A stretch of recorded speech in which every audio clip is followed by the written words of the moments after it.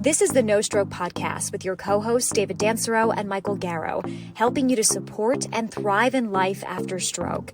Their podcast is designed for educational and community support purposes only and should not replace medical treatment and guidance of your own health professional team. Welcome to episode 54 of the No Stroke Podcast. I'm happy to be here again with my co-host, Mike Garrow. My name is David Dansereau. How are we doing, David? This is going to be a special one, I think. I absolutely agree. We've had a very, very, very busy month of May, and I'm glad to say that we've hit our mark. We averaged a podcast a week, and everyone gets better and better, and we're connecting the dots. And just a quick recap, if you missed any of them, and episode 51. We had Mark Powell, who's the CEO and engineer, innovating in stroke recovery with Reach Neuro. 52, we had stroke survivor and author Stacy Brook from Zurich, Switzerland.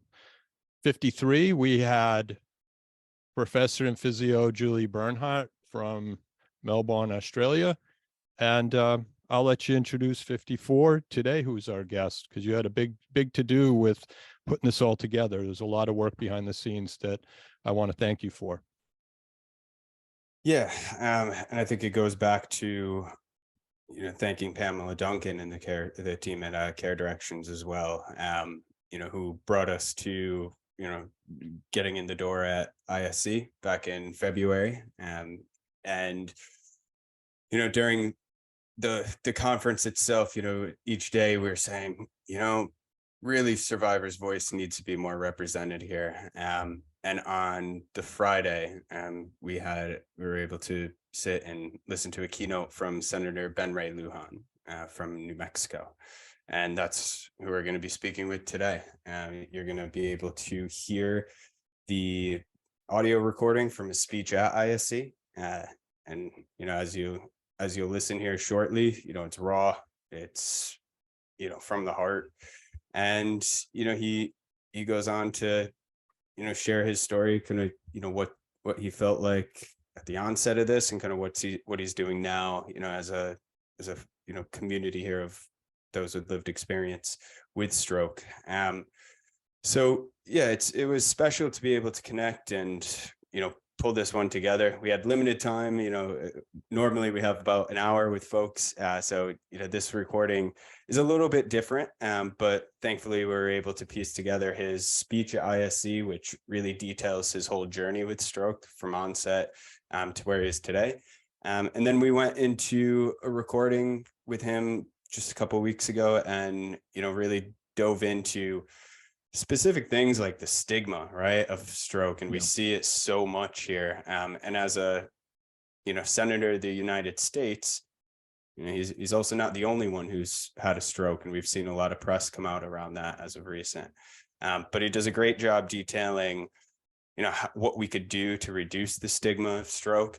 And then, as a policy expert, kind of shares some insight into, what changes could be done to address some of the unmet needs. So yeah, it was a really nice way to wrap up May and Stroke Awareness Month there. Yeah, absolutely. Nice intro there, Mike. And I think that folks are really going to enjoy this one. And I wanted, again, we thank the senator, but I want to thank him and his staff as well for working hard on their busy schedules to make sure they put time on their calendars to join us. So this will be an enjoyable episode, and hopefully we can continue discussions well beyond today's interview. Yep. And just for a kind of future CTA here, as you'll listen right towards the end, Senator Lujan has a call out saying, what could we do as a community of stroke survivors and caregivers to kind of make our voices heard to some of the changes that we think are needed. So if you're out there and you have ideas and things that you have seen within your lived experience that could be addressed from a policy perspective, please reach out. Senator Lujan and his team are eager to hear us as a community, and we'd love to connect those dots. So feel free to reach out on social or through the website. If you'd like to get in contact and share your thoughts. So let's get into this one, David. The end of May. I think this couldn't be a better way to wrap things up. So Absolutely. And let's keep pushing beyond May. Thanks.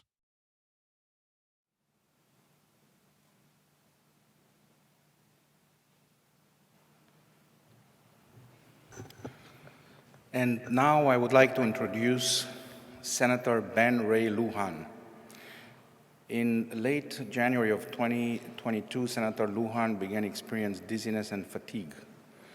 He checked himself into Christus St. Vincent Regional Hospital in Santa Fe and was subsequently transferred to UNM, University of New Mexico Hospital in Albuquerque for further evaluation, where he was found to have suffered a cerebellar stroke affecting his balance. As part of his treatment plan, Senator Lujan subsequently underwent a decompressive craniectomy to ease the swelling. Just 5 weeks later, he was back at work full-time. He's here today to detail his journey of recovery as a stroke survivor. We are very privileged to have Senator Lujan give this lecture today, so please join me in giving a warm welcome to Senator Ben Ray Luján.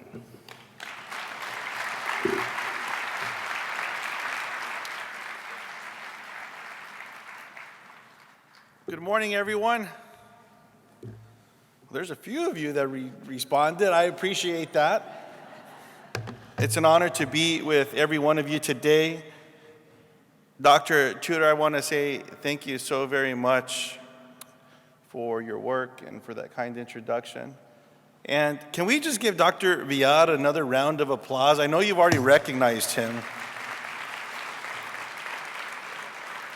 But in a room of extraordinary leaders and researchers and physicians and people, I think it's important to recognize the work that they do. I just got a little emotional. I just saw some friends. So a year ago, I woke up about 6 in the morning, and I felt a little dizzy. And I thought, well, you probably need a little bit more rest. So I got up, walked around a bit with my arms extended. Thought, well, let's lay down for a few more minutes. And a few minutes after that, I woke back up, and the room turned from spinning where I could stand to my home being turned on an axis. The moment I would stand, I'd find myself against a wall. I was fortunate that I called my chief of staff. I'm a U.S. Senator, by the way.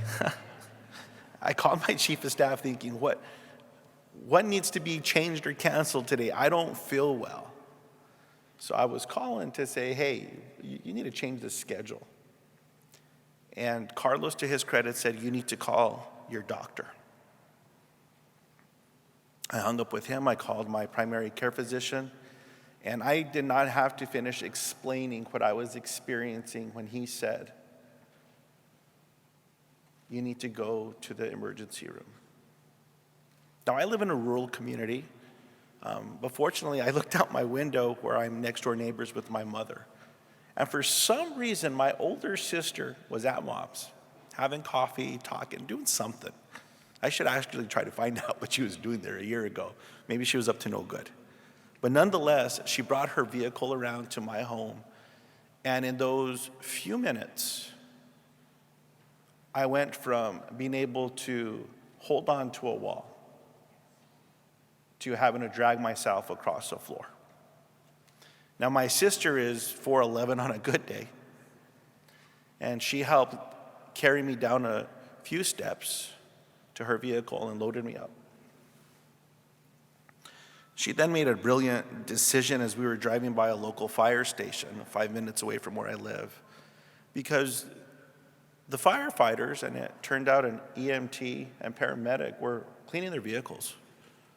She pulled in to the parking lot, And they did not wait for an explanation. They looked at me, and they moved me to their rescue unit.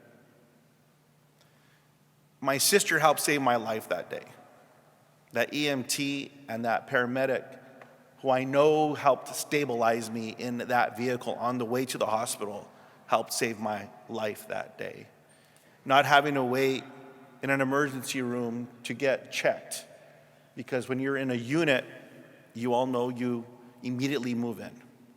That helped save my life that day. The physicians who first responded to me upon my arrival at St. Vincent's immediately took me into a scan, and I came out of that. And oddly enough, I was talking. Dr. Torbe and Dr. Green will tell you, I never lost my ability to speak, and I was using language that was not appropriate. And I still apologize, Dr. Green.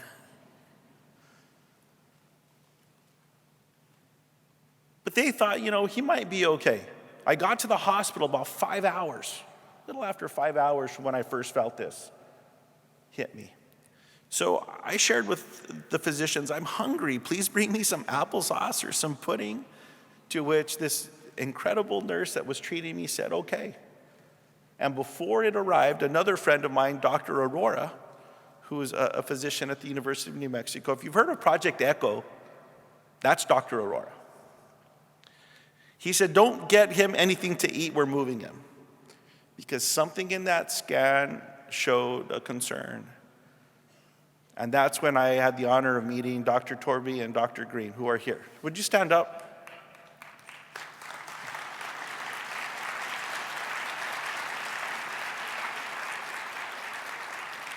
They later introduced me to Dr. Elias, who was my surgeon. And I don't think Dr. Elias is with us today, but I'm so grateful to all of them. So nonetheless, they kept talking to me, and my head was hurting.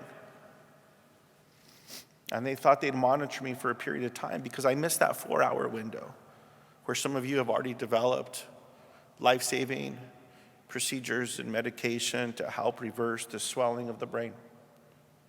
But I missed that window.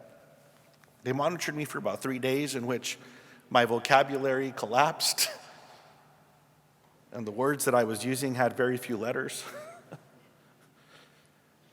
But nonetheless, early in the morning hours, there was a decision made to take me in for decompressive surgery. And I'm going completely off script, so I apologize to everyone that has control of the teleprompter. And they took me in for decompressive surgery and brought me out with a brain drain, with a hole in my skull. They gave me a little bit of room to recover. And I think I was with Dr. Torbe, Dr. Green, with the nurses, with the physical therapist for maybe another 2 weeks, 2.5 weeks. I don't know if my language contributed to me moving to inpatient physical therapy, but nonetheless, they moved me quickly. I was in in-person physical therapy for, I believe, less than 36 hours because of the care that I received at the University of New Mexico Hospital. The therapists that had me there, traveling nurses who changed my perspective on travel nursing across America.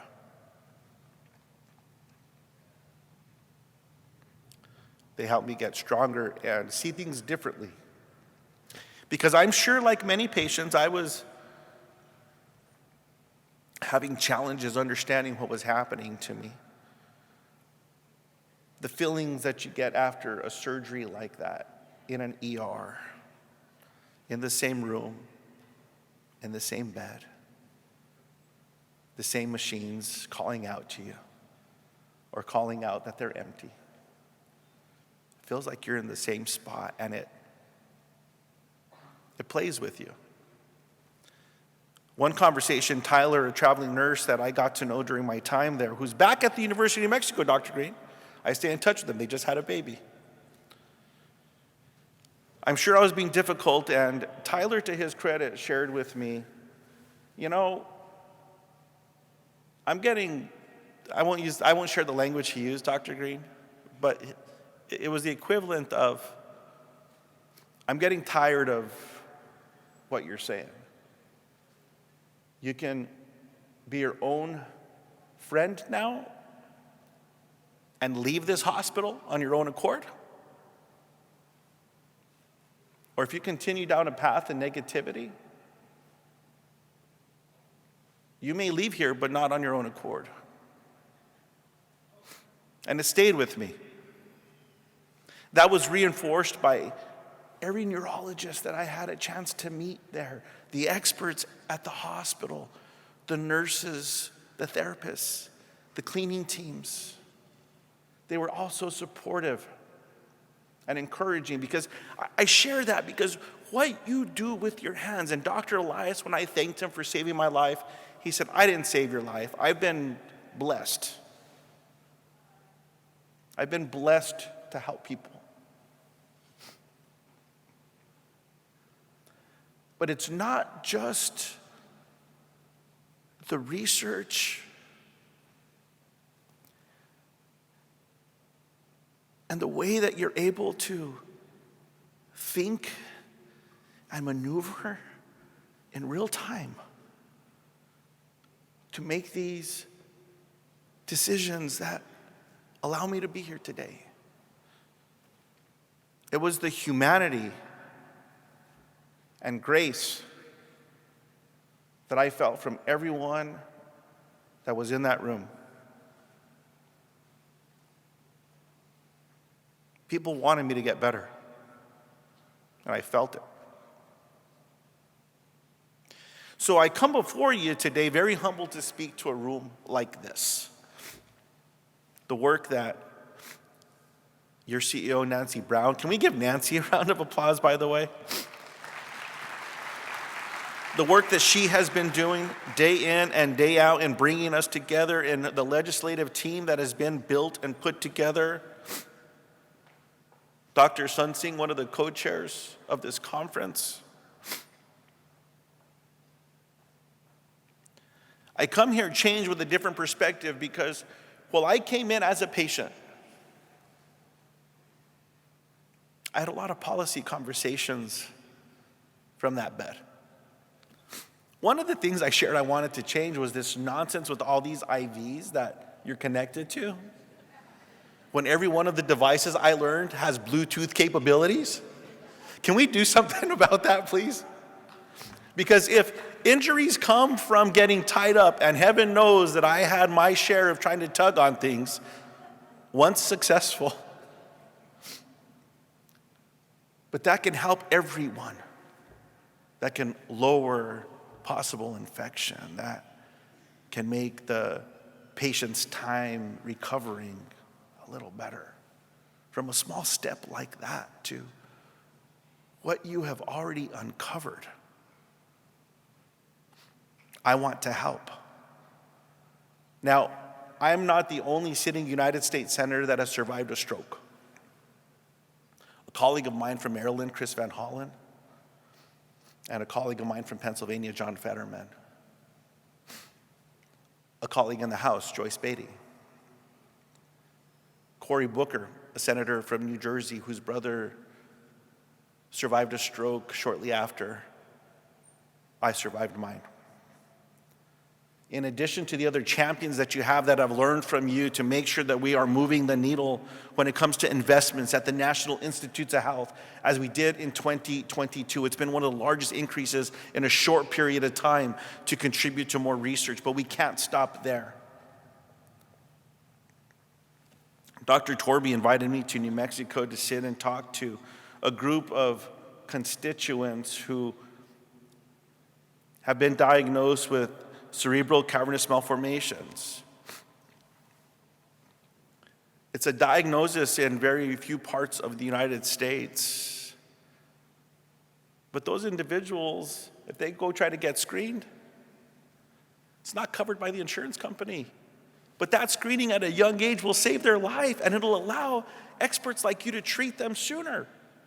From something that's isolated like that in a small part of America, we should change that in addition to the priorities that Nancy and her team have been pushing and advocating for more stroke research at the NIH. Shouldn't we do that? That's a good thing. CDC funding for public health education, which, by the way, I'm just as guilty of not knowing the symptoms before this hit me. And I saw the coverage that some of my colleagues have received. It was not encouraging to people out there in America or around the world to come forward and say, I suffered a stroke, or I don't feel well, I need to go get checked. One of the reasons I've been willing to come and speak about this, even though I get emotional, and I did well today, I held it back, is I was encouraged by so many to share that story, what it was like going through this, and especially in a public way. Because so many are discouraged from coming forward because they believe they will be treated differently. A reporter from the New York Times, Blake, who covered my first telling of this story, he recently passed from a bout with mental and behavioral health. He also survived a stroke. But he would not tell his colleagues in fear that it would negatively impact his job and his life. He told his story when he told mine to the world. We should celebrate that more, and that's why this public education matters, and changing the paradigm with these stigmas that are keeping people from getting care for whatever it may be across our country. We have to change that, and I hope you can teach me how to do that. And lastly, one of the other priorities that we are working on is to ensure that in more rural parts of the country and all parts of America, that you're able to get post-stroke rehabilitation. I did not know that it was such a challenge, but when I was looking for an inpatient therapy center across the country, there were excellent centers, few that specialized in stroke. But why doesn't everyone have access to the program that I was blessed with? It doesn't matter where you live, what your area code is, how much money you make. If you need help because you think a stroke is coming on, and some people have come to talk to me to say, because I read your story, my daughter was feeling some symptoms and signs. I took her in, she had a stroke, but we saved her life. Another woman recently told me, getting on some elevators at the United States Capitol, I felt something coming on, so I went in. It wasn't a stroke, but I'm better now. The only way that those of us that are feeling this will be able to stand in front of others to speak is if you have the tools you need, if your research is funded, if we can change this stigma, we can provide more support for rehabilitation every step of the way. So while I'm here because of the stroke that I survived, I'm grateful for every one of you that I've learned from.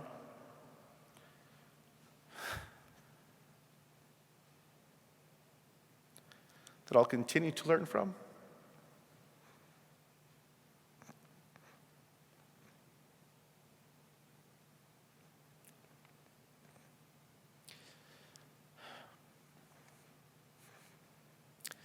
And who saved my life.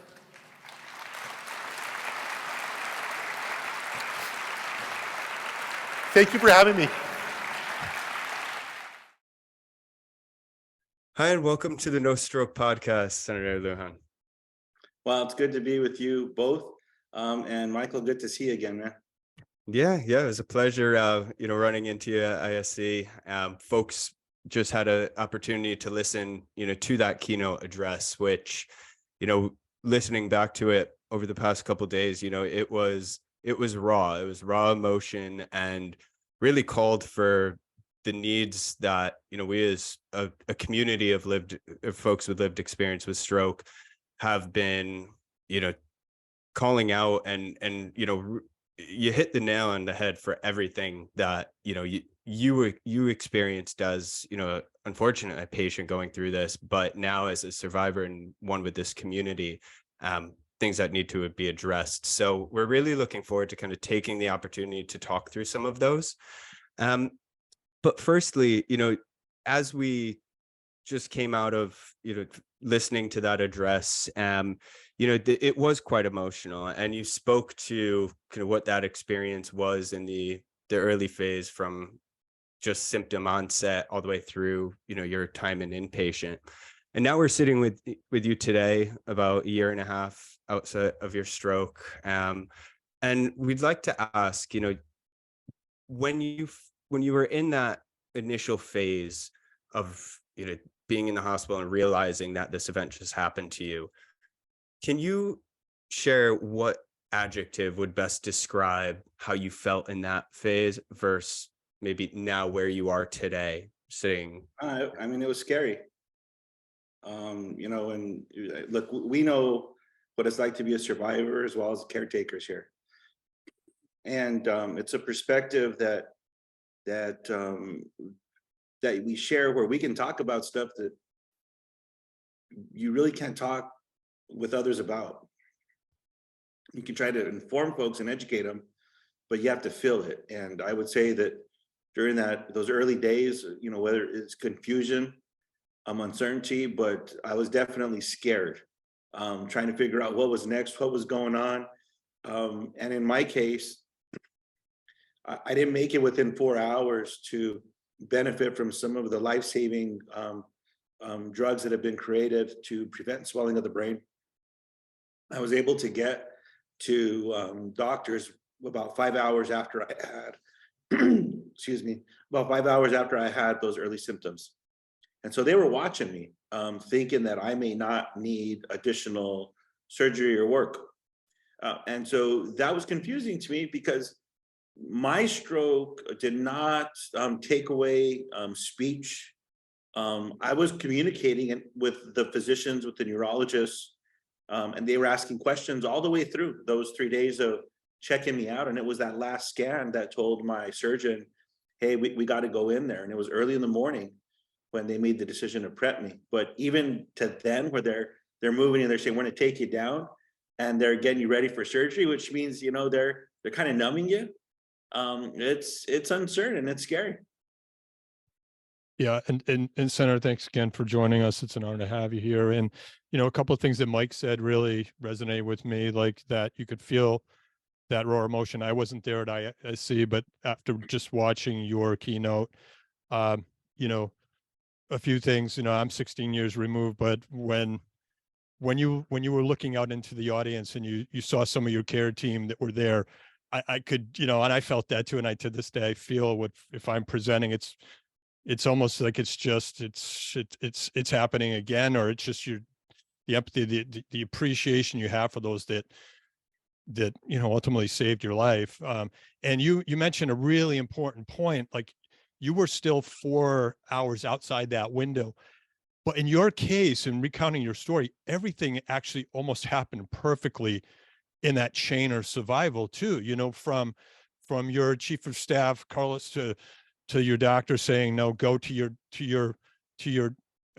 your sister, really seeing how things were going bad quickly and pulled over to the EMTs, and then them getting there, stabilizing you, and then getting you to a point where the doctors could ultimately, and the nurses could ultimately save your life. It's just, it really goes to show that in that case, everything did happen. In your case, everything, and yet we have many survivors who don't, and it sounded like for a moment there, you thought you might have just rolled over and maybe went back to bed there, but you made the right decision and started that chain of command, and many don't. And that's, so I definitely can relate to your emotions, the adjective you use, and perhaps also now you're a little bit more removed. Have those adjectives changed? I guess that's my follow-up question, where you are now in your recovery. David, I don't think that they have. When I reached out or looked out into the audience that day, and I saw Dr. Green and Dr. Torbay sitting there, I just spoke at a commencement in New Mexico, where Dr. Torbey's daughter was one of the graduates, and I didn't know that going in. And I saw Dr. Green in the audience, but it wasn't until after the ceremony when I went to say thank you to Dr. Torbey's daughter and congratulations to her, that emotion still comes back. And it's out of appreciation. And you meet strangers, right, when you're most vulnerable, and they help you with everything that they have. They're so generous and compassionate. And I think that's one thing that I've tried sharing with more and more people, David, is the compassion, the humanity, the grace that I saw from strangers helping me get better. And I think there's something for all of us to learn from that, or to remind ourselves that we should all emulate that, and help folks out everywhere that we can. But I don't know that the way that I would describe that day and my memories and where I am today differently. I'm sure you can relate to this, David. You sometimes reflect, and you can put yourself back in that moment. And I've even found myself remembering aspects of that day that I wasn't certain that happened, but when I talked to everyone in the room, they said, "Oh no, yeah, that's a memory that really did happen." Yeah. 100%. Yeah, you speak to compassion, right? And I think that's such an important aspect and value to have, through this experience, right? It's shown you what level of care is provided in these settings, and you get in for a suspected stroke, and there's no doctor or nurse who's going to be thinking in a negative regard, right? Their goal is to help you, but unfortunately, from the outside perspective, right, for folks who might not have lived through and understand what stroke impacts and how it could happen to anyone, is a stigma of stroke that is unseen in other conditions, right? Cancer, it's a fully supportive system, MS, Alzheimer's.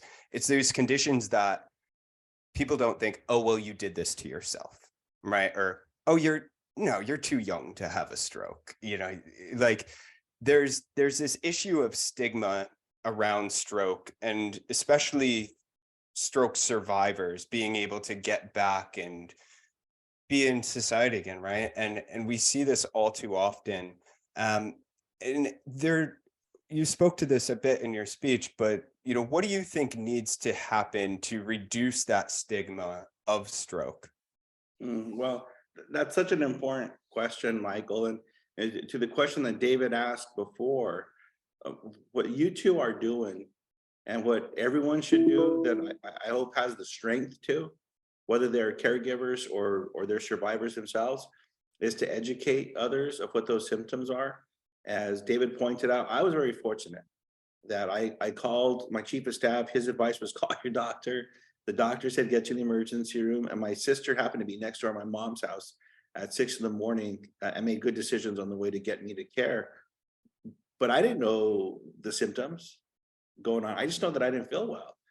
Had I known the symptoms, maybe I would have been able to get to see someone 20 minutes sooner. And who knows if that would have been in the window to be able to benefit from much of the research that's taking place already.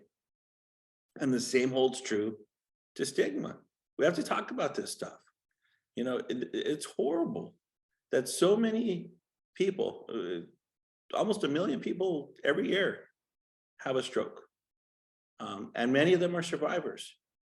And many of them don't tell anyone because they're worried about what may happen in the workplace or how others may treat them. There's a friend of mine that was a journalist who I reached out to, and we trusted to, well, I think he reached out to us, and then we chatted with him more to tell my story, the first journalist that I chatted with from the New York Times. And he told me, you can trust me. And I thought, well, okay, a journalist telling someone that's elected, you can trust me. It's like, all right, what's your angle here? And he said, I know what you went through because I did it too. Happened to me. but he didn't tell anybody. And in the story that he wrote, telling my story, he told his story. But he clearly was worried that how he would be treated in the workplace.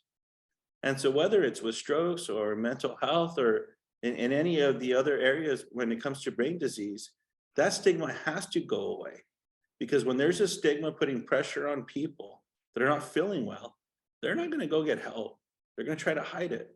And even if you, in my instance, if you go through a stroke, and I can't imagine if I tried to hide this, I don't know that I would have been able to get the therapy after the fact, right, David? I mean, you know, I had a physical therapist while I was in the hospital that helped me with my balance, because the one thing that happened to me is I lost balance on the left-hand side of my body a bit.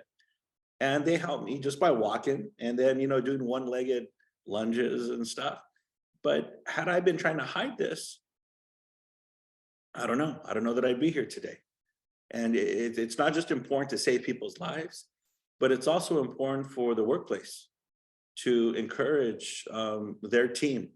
If they're not feeling well, go get checked for whatever it is. And this is a problem in America, and I'm sure in other parts of the world, but this notion of this stigma that discourages people from getting help and checked, we have to find a way to stomp it out. And it starts with each and every one of us.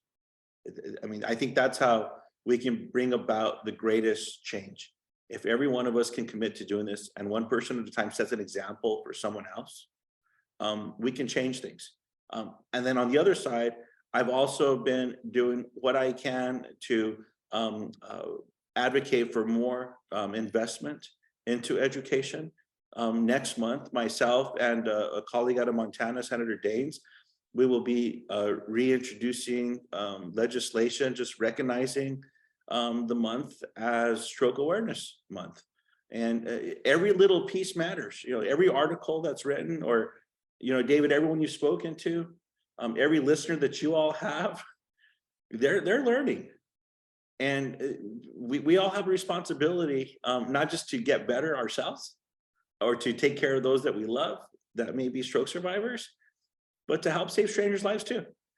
So it's a big question, Michael, and it's a big priority. And I don't have the one single answer, but I know that I can do better myself and challenge others to do the same. Yeah, it is a huge issue, right? And I think stigma is never an easy thing to change, right? There's always going to be people's views, but you're spot on with the more education, the more people could feel comfortable and confident. And like you said, your friend who shared your story, which reflected in cause, had him be able to be confident enough to share his, is the ultimate, you know, sign that communication, just helping others, being that hand on the shoulder is the way through this. You know, as we think through, you know, education, and I'm, you know, really happy you were able to share that piece of work that you're going to be releasing to aid more funding into stroke education. You also spoke to several other unmet needs, which, you know, we certainly hear every day, and it's not just here in the US, right? And one particular thing I would like to just hear your thoughts on, and, you know, maybe from a policy perspective, what could be done, is access to post-stroke rehabilitation, right? Again, you in your keynote shared how you were very fortunate to get high-level rehab because of, you know, where you were and the access to the inpatient care, but this is not, you know, the case for everyone across America. And you know yourself, within rural parts of America, getting access to that is difficult. But I think if you could speak to how this could be addressed, and maybe kind of talk to some of the work that you're doing with like broadband access, which obviously would enable telehealth to be delivered as well, could be a nice tie-in. Well, Michael, as you know, we have a shortage with healthcare providers across America. And one of the efforts that I'm a part of now is addressing workforce challenges, shortages, and development to encourage more people to go, especially into primary care as well. We have a shortage of primary care physicians, especially nurses, and in every area of care.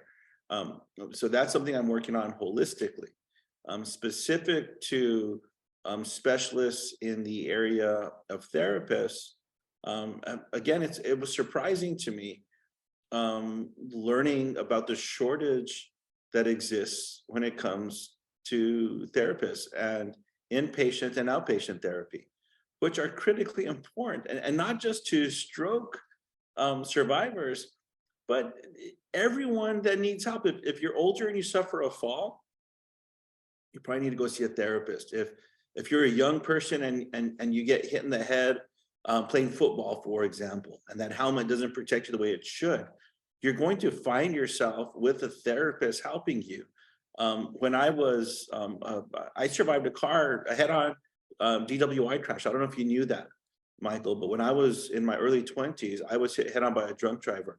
I didn't break anything, and I didn't, have the need for sutures or anything, but my shoulders kind of set in the wrong way, and it was therapists that helped me during that time. But you have to wait a long time to get in to see a therapist, and you generally have to drive many miles if you live in rural parts of the country, like New Mexico, to even be able to get to a place like that. And like I said, the waiting list is long. If you can believe this, I've stumbled upon policies where therapists, if they have patients, so say you're lucky to get to see a patient or a therapist as a patient, and there's an emergency in that therapist's life. Right now, that therapist cannot bring other therapists in to be able to take care of you as a client. You on your own as a patient have to go try to find another place to get care, because therapists were left out of a policy, a federal policy called local tenens that other providers benefit from. It's little things like that, to training and encouraging and recruiting more therapists, funding for more brick and mortar, ensuring that major care facilities in America are going to make an investment as well to have more space to bring care in. And then, as you said, with the availability of technology, if you can't get to someone, well, maybe I can look at a peripheral with a therapist if I'm strong enough, or all I need are maybe a walker or something to hold steady, and then they can instruct you while you're talking to them and seeing them to be able to get better. And well, that doesn't replace a face-to-face in person, but it means that you're going to get care. And all of this should be embraced. It's one of the reasons why I've been advocating for more broadband to every corner of America, to every school, every small business.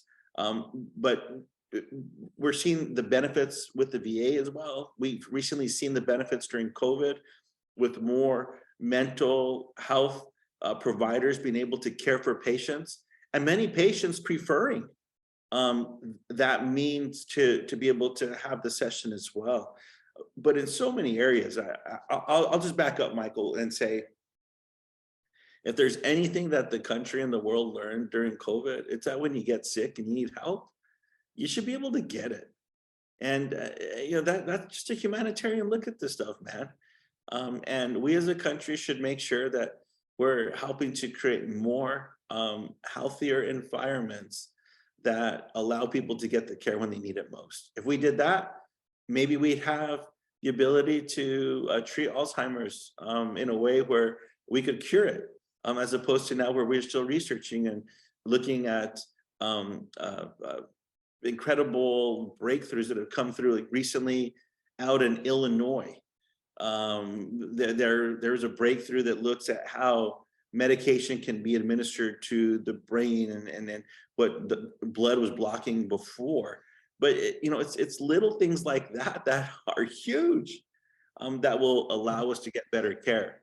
But I don't want to lose sight of the power of therapists and getting together with them, whether it's occupational therapy, it's physical therapists, and everything in between. Absolutely necessary and needed. Senator, thank you for that. You're absolutely speaking my language. During the pandemic, as a therapist, I felt those pain points. When things were shutting down, people from all over the country, knowing the work that Mike and I were doing around PT, were saying, Mike, my spouses or my loved one's clinic just closed, and what are the options? Can you help them? And, you know, I was not able to help in many circumstances there because I'm only licensed in 2 states, but I was involved in to your credit in your state too, with Project Echo during that time when everything was shutting down. I got involved with the telemedicine hacks that the Department of Health and Human Services, coordinated by Project Echo, did, and we just shared best practices. And to, you know, the exact point you brought across, like, obviously I can't reach across and put my hands on that patient, but I can solve real world problems. I can be virtually in the home seeing what is that problem with the stairs that person's having, and what assisted device can I talk them through. So all those things like that method of care absolutely works, and it's needed to cross those barriers of distance and all the things you brought up, but it's getting it covered long term to really make an impact as well. Yeah. And you mentioned Project Echo, David. I'll give a shout out to Dr. Sanjeev Arora of New Mexico, who was the brain trust behind Project Echo. He's a dear friend. He's a trusted leader in New Mexico and around the world. And it makes me happy to know that you were able to connect with more providers to care for more people through Project Echo, man. That's the way it should work. Thank you. Well, Senator, we can't let you go here. Everyone we come on the podcast that comes on, we ask the same question to wrap up an interview, and that's around our magic wand. So you spoke to some brilliant points of, you know, what's needed from both, you know, empathetic point of view to reduce stigma, to practical technological advances, you know, to serve, you know, access to rehab for all. So now we're going to hand you a pretend hypothetical magic wand here, and you could take that magic wand to redesign the stroke care pathway. So we would ask you, what would that ideal lens of stroke care look like to you with the magic wand? Man, wow.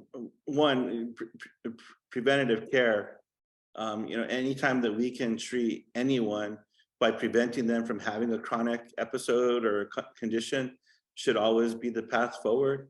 So changing the paradigm in America where health insurance companies are actually doing something and reimbursing in a significant way, encouraging and promoting more preventative care, I think would help everyone, including stroke survivors and those that have passed due to a stroke as well. But being able to funnel the resources necessary to the National Institutes of Health to have a real breakthrough when it comes to brain health. Because one breakthrough in brain health will help everyone that has any challenge with brain health as well. And also cardiovascular will benefit from any breakthroughs that we would see in those particular areas as well. So I don't know that would fix everything. I think it would help us in a profound way. And then the one thing that I've mentioned, Michael, that as a patient, and this isn't just for stroke, it's for all patients that are hooked up to IVs. A lot of that monitoring is all Bluetooth, man, but everyone's reluctant to turn on the Bluetooth capabilities. And it wouldn't just make a patient more comfortable. It probably would save some people to get tangled up or accidentally pull out those IVs that are being monitored. And it would just make for a better environment of care for everyone. So even something as simple as that, I think would have more positive outcomes. But more investment must be made within NIH. And again, being able to prevent all that happens surrounding stroke, which sometimes means just more awareness when it comes to mental health well-being, lowering the stress, preventing the hypertension, and then looking at diet as well in America. I mean, that's the one thing that I've been trying to do better myself is looking at, you know, what I was eating and what contributed to some of those challenges, but the hypertension components as well. And it's all of it. And finding a way just to educate everyone when it comes to stroke.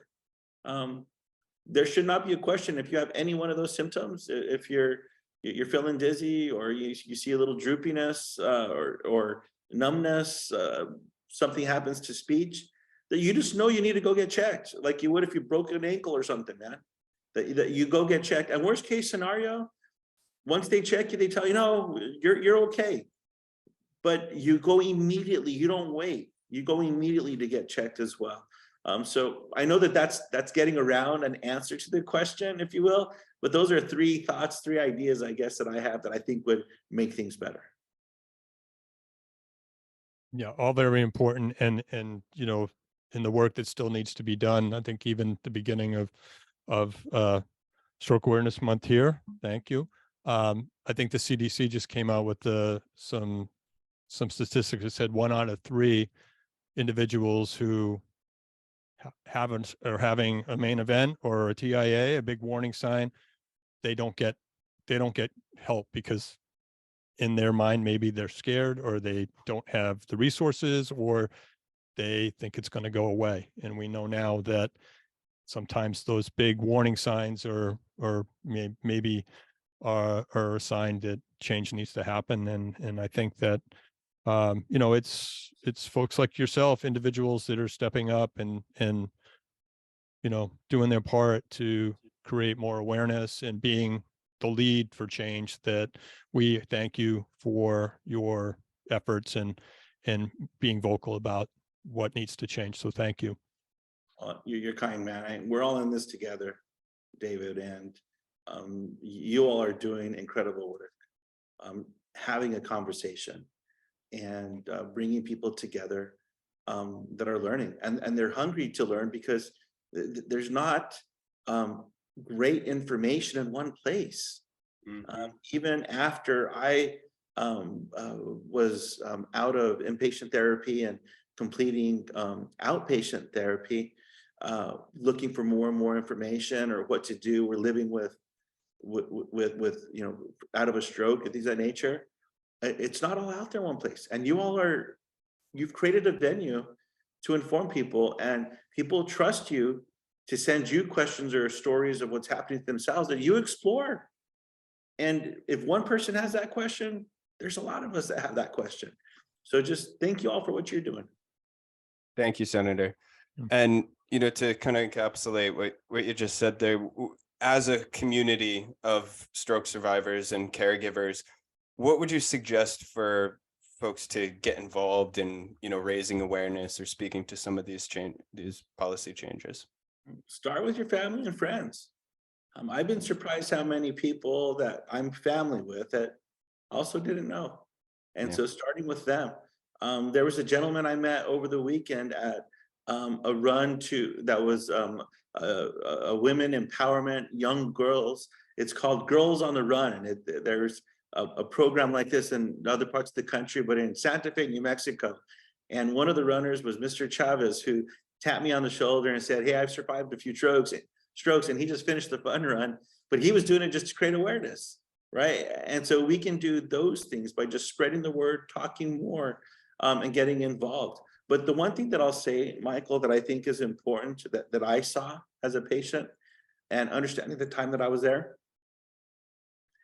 not a lot of folks, or not everyone, has family or loved ones that can make it to the hospital when you're trying to get better.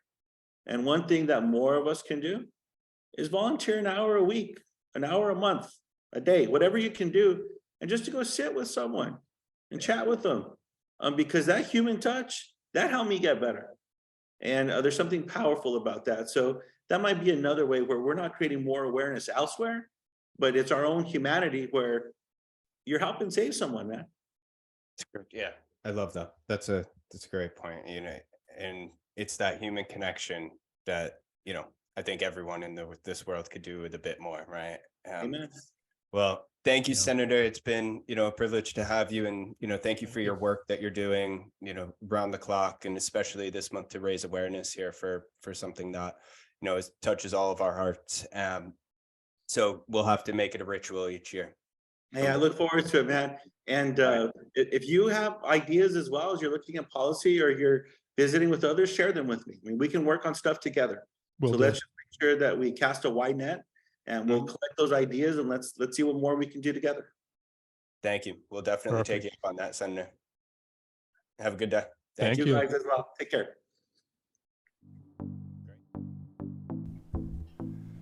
Thank you for tuning in to this episode of the No Stroke Podcast. We hope you found it informative and inspiring. If you enjoyed the show and want to show your support, there are 2 ways that you could help us continue spreading stroke awareness. First, you could support us by subscribing, leaving us a review, and sharing the podcast with your friends and family. Your engagement helps us reach more people who could benefit from this valuable information. Second, if you're a business or organization passionate about stroke education, consider becoming a sponsor of the No Stroke Podcast. For more information on sponsorship opportunities or to get involved, please visit our website at nostrokepod.com or email me personally at michael@nostrokepod.com. Together, let's make a difference in the lives of stroke survivors. Thank you for your support.